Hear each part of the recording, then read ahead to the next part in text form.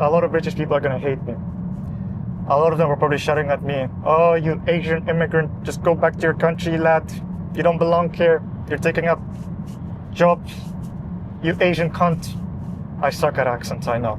Hello guys, welcome back to another video. Welcome back to the channel. In today's video, I'm going to be talking about what is it like to live with the 2024 Mercedes A-Class. Now, I have featured this car before on the channel. I did a full review on it, and I've taken it out on a pointless drive at night on the highway as well.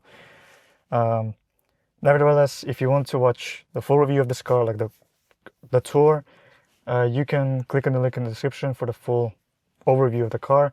But today's video is just going to be talking about the driving specifically.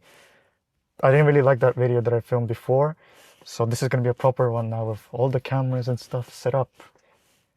And I'm going to be talking about more in depth what it is like to live with this car after to have driven it for 9,000 kilometers.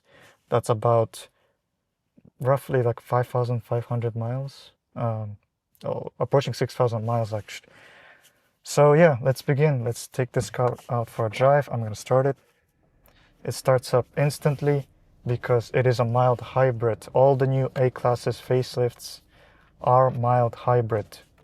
Well, not all of them, I think. The diesel ones are still good old-fashioned starter motors, but all the petrol models are now mild hybrid, which means you get a nice electric boost of 13 horsepower plus, or 14 horsepower actually, excuse me, plus, obviously, it replaces the starter motor, so the car just starts up instantly. Anyways, enough talk. Let's back up now. Of course, if you don't know, the car I have is the Premium Plus package, which means it has all the bells and whistles practically you can get in for the A-Class in the UK. There are a couple of options that are unfortunately unavailable for this car in the UK, which I'm going to talk about. Mercedes UK, why? So, daily driving the Mercedes A-Class. How is it like to daily? Well, it is a very nice car to daily drive. First of all, it's very easy to drive. That's the first thing that kind of stood out to me when I drove the A-Class for the first time. It's very easy, like you would expect a Mercedes-Benz to be. Like the steering is very light. The throttle pedal is calibrated beautifully. It's not the most responsive throttle pedal. That's because of the engine and gearbox combination. But the calibration of the pedal itself, like how it responds to my input the way I want it to, is great. The brakes are also nicely calibrated. You can really use them smoothly without them, being jerky or stuff. So everything is calibrated very nicely. The switch gear, like the gear selector and the turn signal stalk, are all very nicely damped. Of course, higher-end Mercedes models are probably going to have more higher quality switch gear, but for this kind of class of car, it's very nice. It's just all very nice and tactile. Plus, I like the fact that the A-Class still has physical buttons for the climate control. And the buttons themselves, a lot of people complain about this climate control panel, the fact that it's, a bit wobbly. It's absolutely, yep, it does that. Every time you say the Mercedes word, it activates the voice assistant. Anyways, the climate control panel is very nice. The fact that it's all physical buttons, quite easy to use, and the tactility of the buttons is very nice. The probably not so nice bit is the steering wheel. Now, all the new A-Classes and all new Mercedes-Benz models that are facelifted get haptic buttons on the steering wheel, which means not haptic buttons, touch-sensitive buttons, which means when you use it, you don't actually press, you just swipe and stuff, and it's not that easy to use. It's not as intuitive as just having proper physical buttons. For a capacitive solution, it's not bad. Like, I kind of gotten used to it. The more you use it, the more you're like kind of, it is what it is. But still, having proper physical buttons like I had on the RS3 that I reviewed is just much better and will always beat out capacitive touch buttons any day of the week. So yeah, these capacitive touch buttons on the steering wheel, not the best, but for this kind of solution, it's okay. You get used to them. Now, let's talk about comfort. What is it like in terms of suspension comfort and sound insulation? Well, the problem with the A-Class and the B-Class, I think, and the CLA and all the compact Mercedes models in the UK is you do not get adaptive suspension unless you go for the AMG models. So you have standard steel springs, and plus I know you have independent suspension at the front, but non-independent suspension in the rear. So the suspension at the rear it's not multi-link. Therefore, it is very stiff at the rear axle. It's more or less doable in the front axle, but when you go over bumps, like I am, okay, that's not really a bump. When you go over bumps at a certain speed, it really hits you on the back. Like the suspension in this car for driving at low speed is very stiff. And that's a huge bummer because it kind of depletes of the whole Mercedes experience. Now I know it's an A-Class, it's not an S-Class, but it's just, I don't really understand why Mercedes-Benz doesn't offer the option to have adaptive suspension in the UK. You can get it in Europe and all the other markets, but not in the UK. It's just such a UK thing. For some reason, the UK car market is always lacking an option compared to its European counterparts. But once you do get up to speed, the suspension is actually fine. Like when you're traveling on the highway, it's actually fine. Like it's doable, it's wafty, you know. It's not the most controllable, like it's not BMW 1 Series level of control or Audi A3 even. I test drove an Audi A3 with adaptive suspension. Those cars are just slightly more sportier. The 1 Series is definitely the most dynamic. But if you want the comfort of a Mercedes, I guess the A-Class is more comfortable than the 1 Series. It's just more civilized, more conservative than the 1 Series. The 1 Series is more fun to drive, but this is also fine. I mean, I do like, you know, sometimes hooligan out a bit on some twisties, of course staying under the speed limit. But it's not as responsive and as direct and as dynamic as a 1 Series. Like the steering is a bit vague sometimes. It's accurate, it's precise, but it's still not as good as the steering you get in the 1 Series. What is good with the A-Class though, compared to its rivals, is the maneuverability. The turning circle, I believe, for this car is like 11 meters or so. I'll throw up the exact figure on the screen, but it is very maneuverable, which makes it just so easy making U-turns in tight spaces, especially if you live in the UK where the roads are very narrow and tight. This car is so maneuverable. It is great. Just makes it, the daily driving part of it, very easy. In terms of sound insulation, now the sound insulation in this car is okay for this kind of class of car, I guess. Of course, when you get up to speed, you do get a lot more tire roar, like I am right now.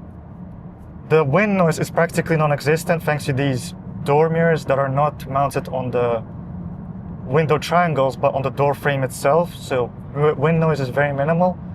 I guess the only part is the tire noise and just the road noise. Like you can feel that the door panels don't really have that much sound insulation, and I would definitely like to add more sound insulation in the future, maybe as I own this car, because the doors closing sound, even you can tell by closing the doors, it's not as solid as like the doors on the Audi A3, for example. So yeah, sound insulation, it's okay if you're actually traveling on a nicely paved road. It is actually nice and relaxing.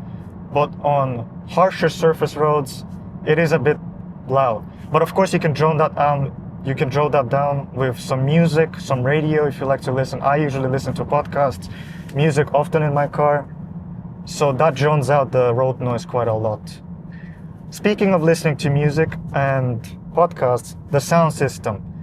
Now, in the UK, the A-Class only gets the Mercedes advanced sound system unless you go for the A45S model, which gets the Burmester surround sound system. Now, I have listened to the Burmester surround sound system in the A45S at my local Mercedes dealer. It is definitely a worthy upgrade over the advanced sound system that you get, than the advanced sound system you get in the normal A-Class. But, a huge but again, you don't get it in the UK for the normal A-Class. Not even as an option. This is a premium plus package car. You know, it costs £41,000 and you don't get the top of the range sound system. Why? Again, I just don't know. I mean, I kind of understand the reason. People in the UK, most people do not go for all of these options, so they don't really need them. Like a lot of buyers will not get the Burmester sound system because it's a £600 extra option, I think, which to be honest I think is worthy of having if you like your music. But it's not available in the UK, and it's just, Yeah, I just don't understand it. Like, you can get this option in all the other markets in Europe, but not in the UK. It's a huge bummer, but I guess it is what it is.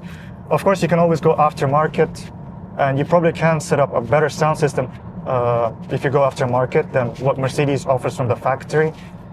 But still, it's some people don't want to go aftermarket. It's nice to just have the option to have the highest end sound system and have a sound system that I can actually like enjoy. The advanced sound system, I would give it a 6 out of 10. It's fine. Like, in this kind of class of cars, it's fine. You get tweeters, you get mid, and then you get your mid-range down the doors here. In total, I think you have like 9 speakers in the car, plus a subwoofer and a decent like an amp as well. But it's, you know, nothing to brag about. It's not anything extraordinary. The sound system is customizable. You can tune the lows, the mids, and the highs.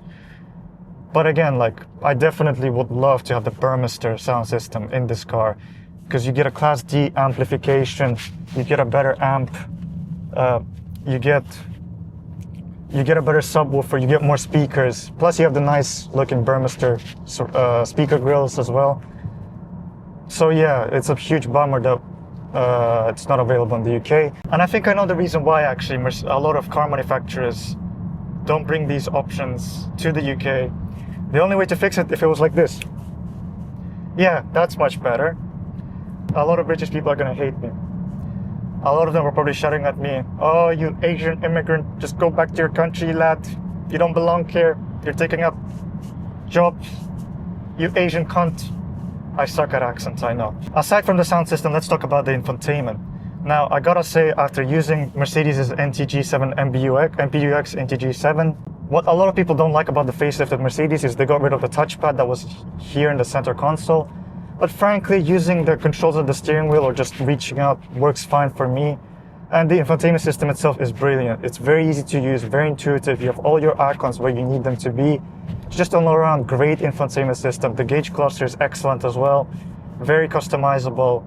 Got a lot of information. Yeah, the infotainment system in latest Mercedes models are brilliant. The navigation system as well is awesome. I use it all the time. I don't use Apple CarPlay. I don't use Apple Maps, Waze, none of that. I just use the inbuilt Mercedes system.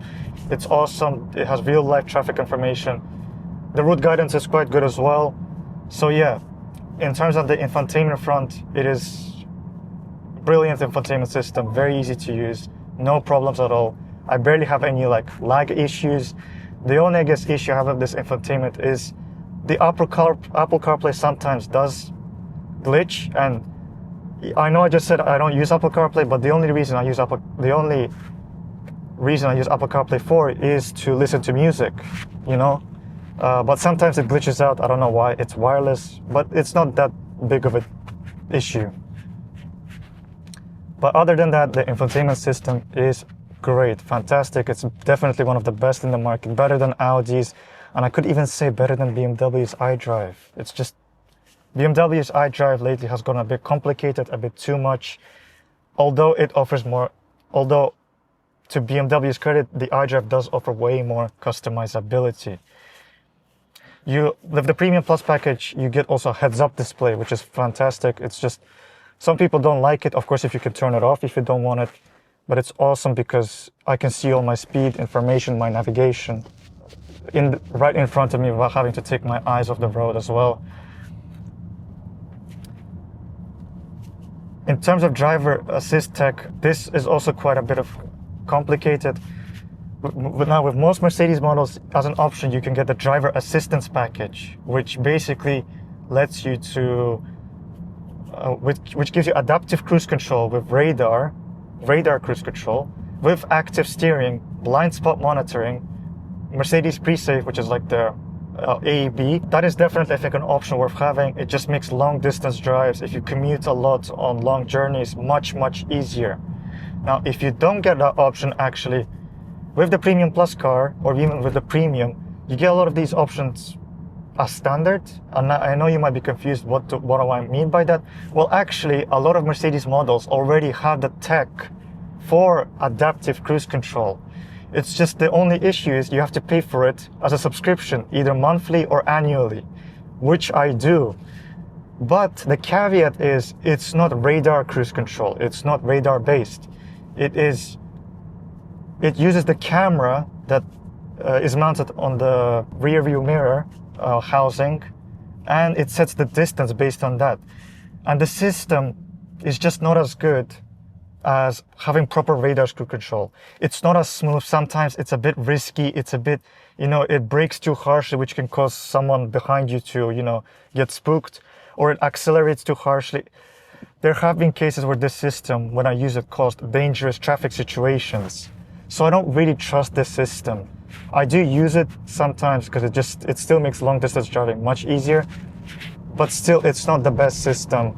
Frankly, if you want proper cruise control, I would definitely recommend you get the driver assistance package, because it just makes long distance drives much easier.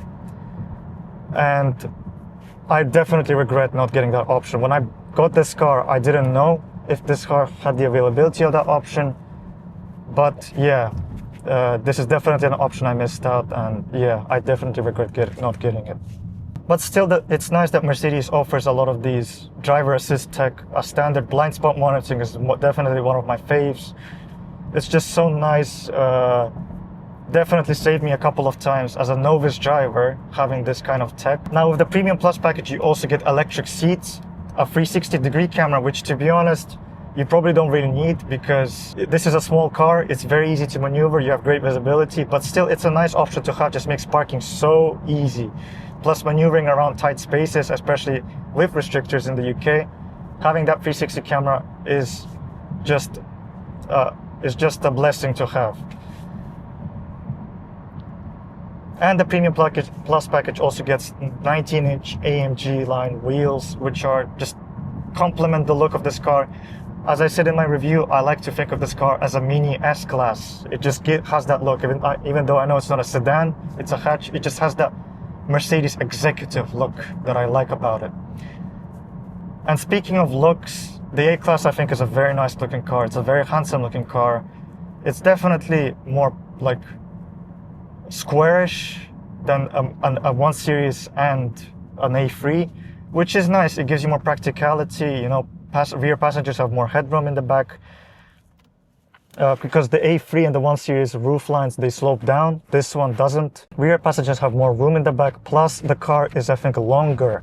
It's longer than an Audi A3 and a 1 Series, wheelbase wise. Therefore, you have more, rear passengers have more legroom in the back as well.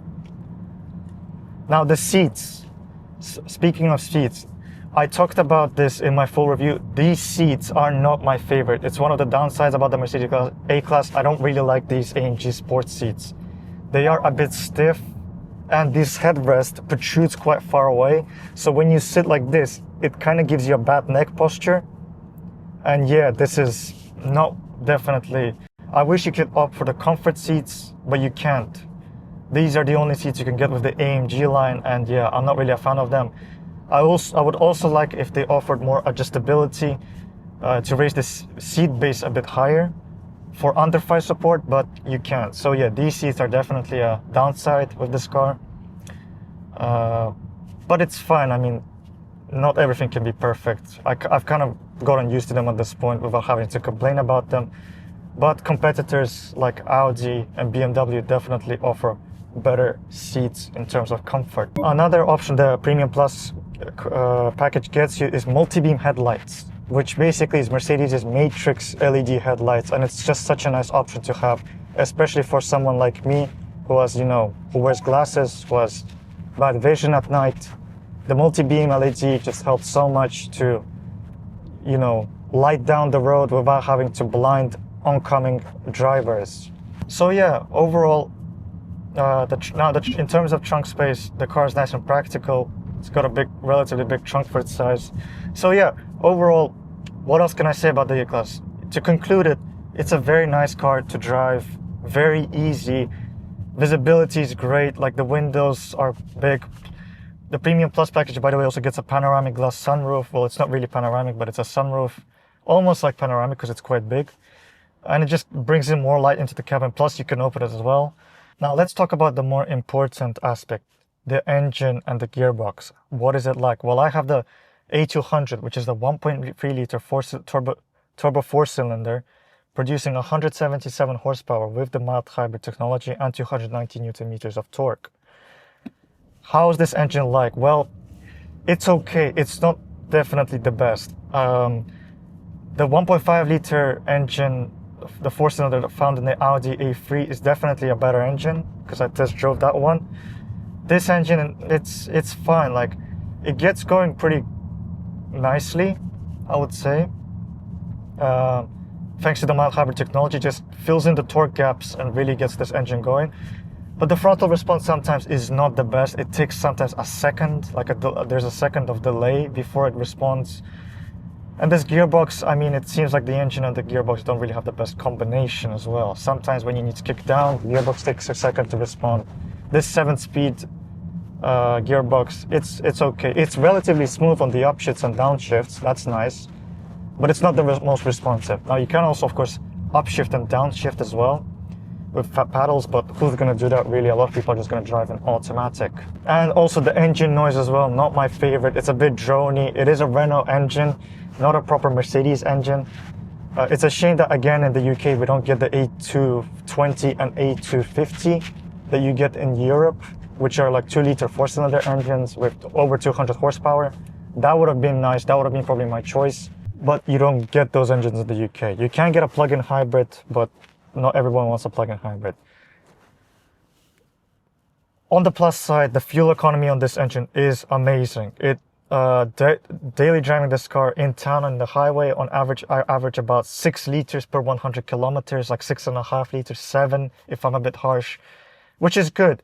It gives me a full a range on a full tank of around 600 kilometers. If I'm very efficient, I can average 660 kilometers. So yeah, in terms of fuel economy, this engine is amazing. On the highway, you'll average about 5 liters. You can get like 5.9, like high 5s per 100 Ks if you're very efficient. So yeah, fuel economy wise, this engine is awesome, non-exception. And if you get a diesel, that's going to be even more economical as well. It's just I wish that the engine noise of this car was slightly better. It is a bit drony. It is a bit Renault-like, but it is what it is, I guess. It is what it is, I guess. You can't have it all. So overall, how can I conclude the Mercedes A-Class? Well, it is a very nice daily driver. Very nice to drive, very easy, relatively comfortable in the highway, you know, if you're doing long distance driving a lot. The suspension does soften up. It gets nice and wafty and honestly feels like you're driving an S-Class or an E-Class for that matter. The steering is nice and light, relatively accurate. Not the most dynamic, but then again, it's a Mercedes. It's not meant to be dynamic. It's meant to be nice and comfortable and easy to drive. Sound insulation wise, it's fine for this kind of class of car. Of course, I wish this car had adaptive dampers available as an option in the UK, but of course, the UK market doesn't get all the options. The sound system, definitely something I'm thinking of upgrading in the future, because I like having a nice sound system in the car. Then again, I wish Mercedes offered the Burmester in the UK as an option. And yeah, I mean, everything else is awesome about this car. I love driving it. It's a car I'm going to definitely keep for a long time. It's a good car to drive. So yeah, guys, that's been it. Thank you for watching, and I'll see you again in the next video.